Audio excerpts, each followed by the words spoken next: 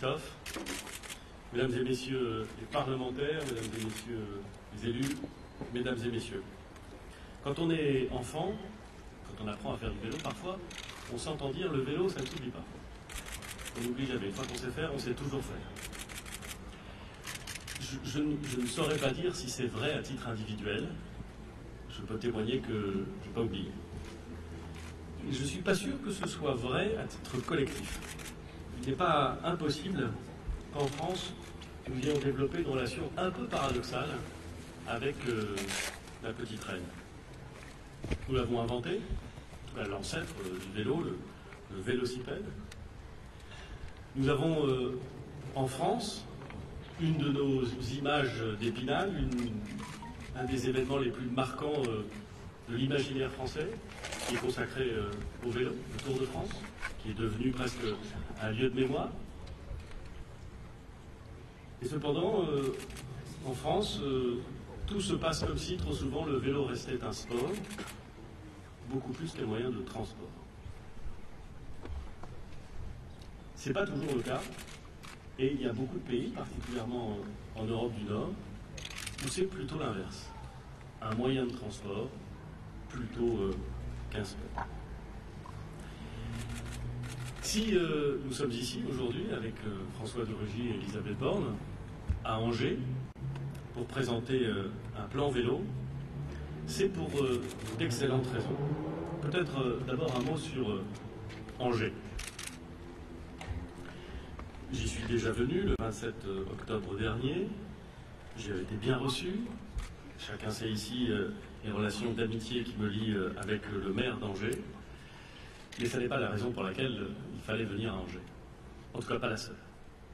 Chacun sait aussi désormais que le maire d'Angers est président de l'Agence de financement des infrastructures de transport de France, plus connue sous son nom acronymique d'AFIT. L'AFIT, c'est un des principaux acteurs de la mobilité de notre pays. Ce n'est pas une agence très connue, mais c'est une agence très importante, puisqu'elle participe très largement au financement des politiques de mobilité, et notamment au financement des infrastructures de transport. Pour dire les choses de façon un peu plus triviale, le président de l'AFIT tient en quelque sorte une bonne partie des cordons de la bourse. C'est important.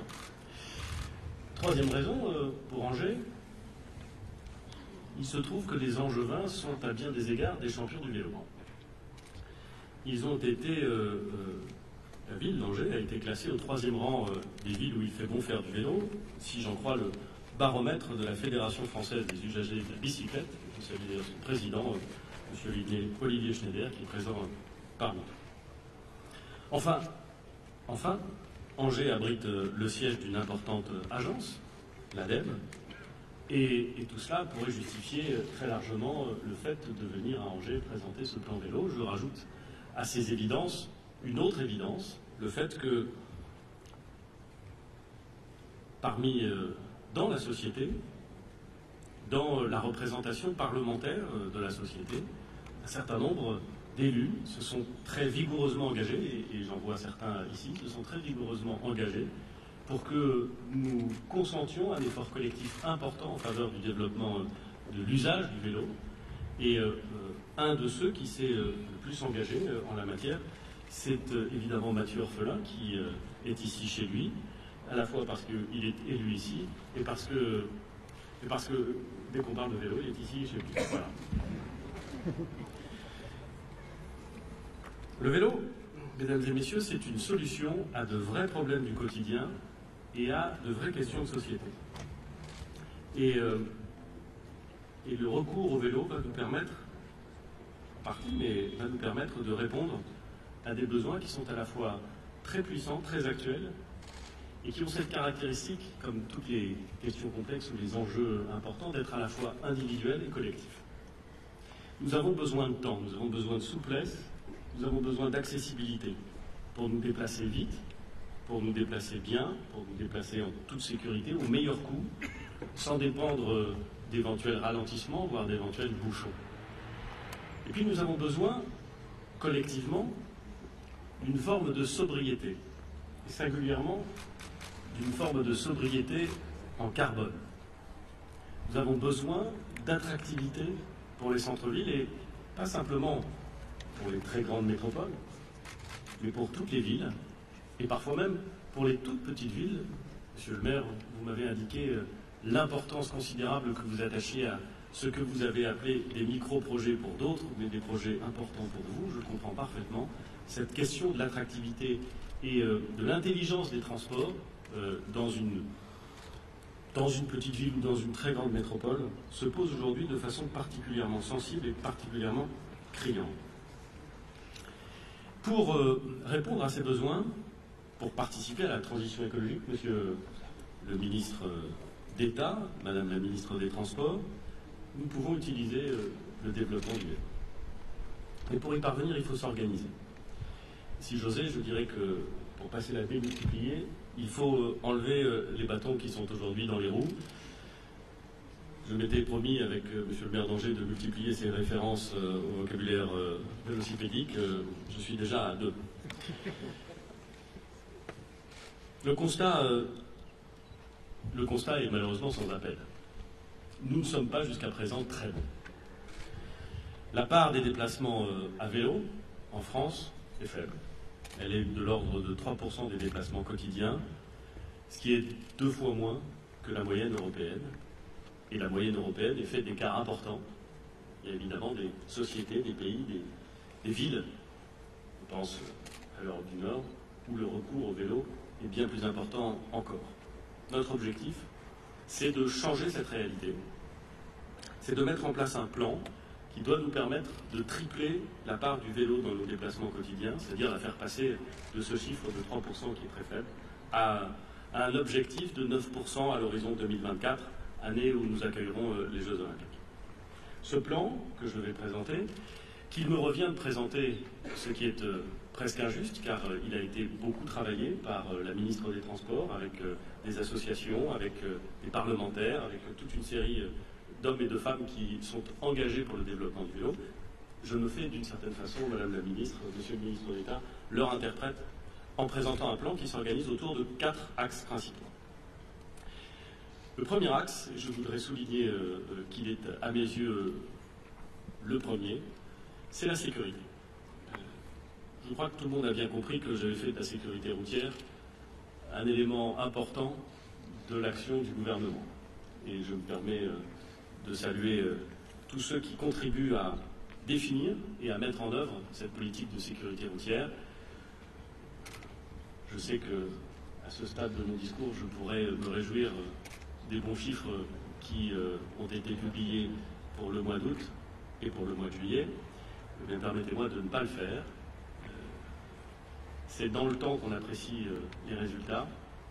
Et j'ai été suffisamment chagriné de voir une utilisation qui n'était pas à la hauteur des enjeux, des mauvais chiffres, pour ne pas me livrer de mon côté à une utilisation qui ne serait pas à la hauteur des enjeux de bons chiffres. Mais la sécurité routière est un élément important. Et la sécurité des cyclistes est un élément important sur lesquels les chiffres ne sont pas très bons. Le chiffre global est en amélioration, je l'ai dit, mais le mois d'août 2018 a été le plus meurtrier des 5 dernières années pour les cyclistes. Je pense que nous devons évidemment ne pas accepter ces chiffres, que nous devons refuser toute la fatalité qui pourrait être distillée face à ces mauvaises évolutions, et nous devons nous attaquer à cette question de la sécurité. 2 leviers principaux en la matière. Le premier levier, c'est celui des pistes cyclables. Chacun le sait, la construction des pistes cyclables relève de la responsabilité des collectivités territoriales, des villes, des intercommunalités, des départements aussi. Nous sommes dans un département qui lui-même est très largement et très fortement engagé en la matière, et il va sans dire, il va mieux en le disant, que l'État n'a pas vocation à se substituer à cette compétence. En revanche, il nous semble que nous pouvons accompagner, que nous pouvons permettre une impulsion sur des éléments qui sont bloquants en matière d'équipement du territoire en piste cyclable. Le plan vélo que nous mettons en place va prévoir ainsi la création d'un fonds national mobilité active. Nous allons le doter à hauteur de 350 millions d'euros pour soutenir les projets de création d'axes cyclables dans les collectivités durant une période de 7 ans. Ce fonds sera intégré à la trajectoire pluriannuelle de l'AFIT, monsieur le maire. Pourquoi 7 ans? Et à quoi devra servir ce fonds? À permettre d'accompagner le financement d'infrastructures qui sont souvent des infrastructures qui répondent à des problèmes de discontinuité. Nous connaissons tous, et un certain nombre d'acteurs du monde, de la promotion du vélo, nous l'ont rappelé encore aujourd'hui et l'ont rappelé constamment. Il existe dans notre schéma, dans nos cartographies, des pistes cyclables, des éléments de discontinuité qui sont parfois liés à la présence d'un ouvrage de l'État ou d'une rupture complexe à franchir. Et évidemment, ces discontinuités créent une très forte insécurité pour les cyclistes, une désincitation et une très forte insécurité. Nous voulons faire en sorte de pouvoir supprimer ces discontinuités. Nous mettons en place ce fonds de 350 millions, nous le mettons en place sur 7 ans. Pourquoi? Parce qu'il ne s'agit pas de permettre le financement de projets qui auraient déjà été engagés et qui trouveraient un effet heureux d'aubaine, mais un effet d'aubaine. Nous voulons faire en sorte d'inciter l'ensemble des acteurs à regarder là où des travaux vont avoir un effet utile. Et pour cela, il faut le temps de les programmer, il faut le temps de les discuter. Ça prend forcément du temps. La pire des choses, ce serait de mettre beaucoup d'argent sur très peu de temps. Nous allons mettre donc beaucoup d'argent sur 7 ans pour pouvoir concevoir et accompagner la conception de travaux importants en matière de rupture ou plus éléments de correction de ces discontinuités et d'équipement du territoire. Le fonds devra cibler, je l'ai dit, en priorité les ruptures et les ruptures que causent les grandes infrastructures, en particulier celles de l'État. Nous lancerons les premiers appels à projets en 2019 pour identifier, avec les collectivités locales intéressées qui vont se saisir de cet outil, les endroits précis où l'on doit intervenir en priorité. Dès aujourd'hui, l'ADEME s'apprête, quant à elle, à lancer un appel à projets pour aider les collectivités qui en éprouvent le besoin à définir leur réseau et leur politique de vélo afin que cette dynamique profite à tous les territoires. C'est la première fois que l'État va accompagner avec cette ambition et avec ces instruments la construction, le financement des infrastructures pour le vélo. Et je pense que c'est indispensable pour des questions de sécurité, mais aussi pour des questions d'incitation à l'usage. Le second levier que nous allons utiliser s'agissant de la sécurité, c'est celui du code de la route. Un code qui, au fond, a été dès l'origine conçu en priorité autour de la voiture, et c'est bien naturel. L'idée, c'est désormais de l'adapter dans toute la mesure du possible aux autres formes de mobilité, et en particulier au vélo, pour que les cyclistes soient plus en sécurité. 2 exemples de ces adaptations, qui là encore ne résultent pas d'idées théoriques, mais résultent de bonnes pratiques qu'il nous faut favoriser, développer et inscrire dans le droit. D'abord, prévoir de manière systématique, dès le début de l'année 2019, des sas pour les vélos en amont des feux de signalisation en agglomération. Cette question des sas, elle ne représente pas une dépense supplémentaire considérable. En vérité, la dépense supplémentaire est nulle. Ça prend un peu d'espace, un peu de marquage peut-être, en effet, mais on voit bien que c'est un élément qui améliore significativement la visibilité, notamment la visibilité des cyclistes, vis-à-vis des poids lourds ou vis-à-vis des véhicules un peu volumineux. À moyen terme, toutes les voiries existantes seront mises en conformité avec cet équipement ou avec cette signalisation. Par ailleurs, nous allons élargir partout où cela sera techniquement possible le double sens cyclable aux voies à 50 km/h dans les agglomérations. Deuxième axe du plan vélo, la lutte contre le vol. Les chiffres en la matière sont là aussi assez peu réjouissants. On dit que 300 000 foyers sont victimes chaque année d'un vol de vélo. 2 initiatives principales sont donc envisagées et vont être mises en œuvre par le gouvernement pour corriger ce mauvais défaut et essayer de rassurer les utilisateurs qui, évidemment, ne veulent pas soit perdre de l'argent, soit se trouver privés de leur mobilité. D'abord, nous voulons développer l'aménagement de stationnement de vélos sécurisés près des lieux de déplacement du quotidien.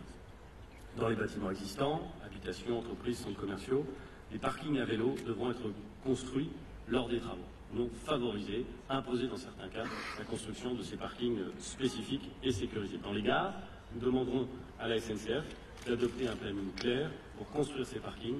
On voit bien que si l'on veut jouer la complémentarité des mobilités, si l'on veut faire le vélo en plus des transports en commun, il faut que, au point de rupture de charge, si j'ose dire, quand on passe du vélo au train, il puisse y avoir une sécurité sur l'équipement.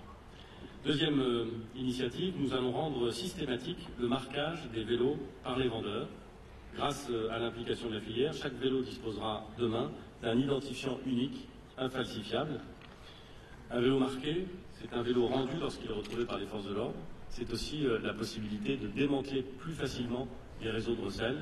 L'idée, c'est qu'à terme, les vélos non marqués ne trouvent plus de repreneurs. Nous défendrons cette stratégie anti-vol au niveau européen pour en augmenter encore l'efficacité.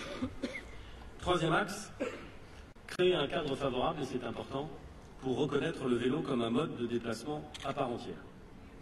Et en particulier dans un domaine qui n'est pas suffisamment important en France, les déplacements domicile-travail. Là, en la matière, le rôle de l'employeur est majeur. Notre plan vélo prévoit donc 2 mesures que je crois particulièrement structurantes. La première consiste à créer un forfait mobilité durable. Les employeurs privés et publics pourront contribuer aux frais de déplacement domicile-travail de leurs salariés ou agents à vélo jusqu'à 400 € en franchise fiscale et sociale. Ce forfait remplacera l'indemnité kilométrique vélo, qui était une bonne chose, mais qui était trop complexe à mettre en œuvre, et aura un plafond 2 fois plus élevé. Comme je suis, plus exactement, comme nous sommes, et François de Rugy, et Elisabeth Borne, et moi-même, extrêmement attachés à ce que l'État donne l'exemple dès qu'il s'agit de transition écologique, nous appliquerons un forfait de 200 € à tous les agents des administrations de l'État et de ses opérateurs qui viennent au travail à vélo. Deuxième mesure, nous allons introduire le vélo dans le barème kilométrique fiscal qui sert à rembourser les frais et déplacements que les salariés effectuent à titre professionnel avec leur véhicule personnel. C'est une remarque qui avait été formulée par un des présidents d'associations que nous avons rencontré tout à l'heure, et je pense que là encore, ça permettra de débloquer un certain nombre d'éléments. Il s'agit d'une mesure de simplification administrative, mais il s'agit aussi d'une mesure importante si on veut placer le vélo sur le même plan que la voiture ou les 2 roues motorisées.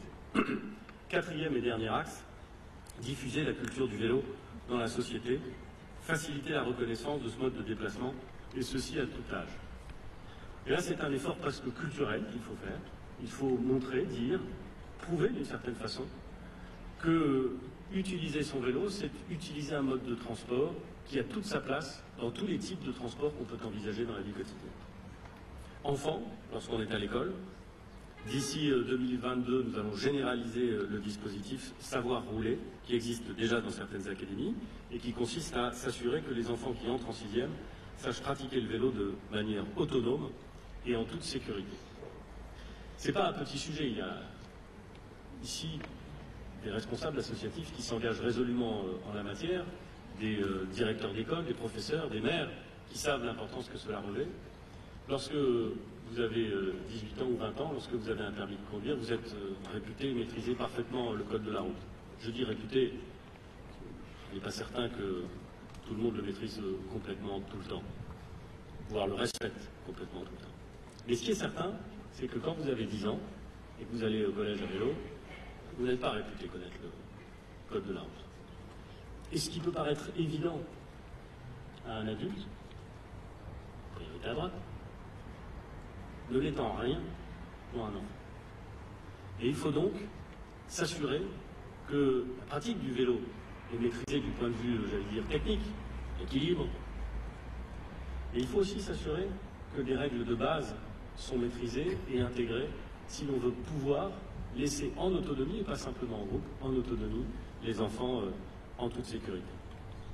Adultes, nous voulons faire en sorte d'utiliser l'ensemble des nouvelles technologies pour permettre à tous ceux qui pourraient avoir recours au vélo de le faire avec beaucoup plus de fluidité pour planifier leurs déplacements et pour pouvoir avoir accès au maximum de données relatives aux services de location et à l'ensemble des services qui existent. Nous avons vu ici à Angers, je le dis car peut-être que des gens viendront spécifiquement à Angers pour découvrir la qualité de ce service, nous avons vu des initiatives inventives, innovantes, peut-être même disruptives, qui permettent de mieux utiliser et de développer les offres émergentes de vélos en libre service sans station d'attache.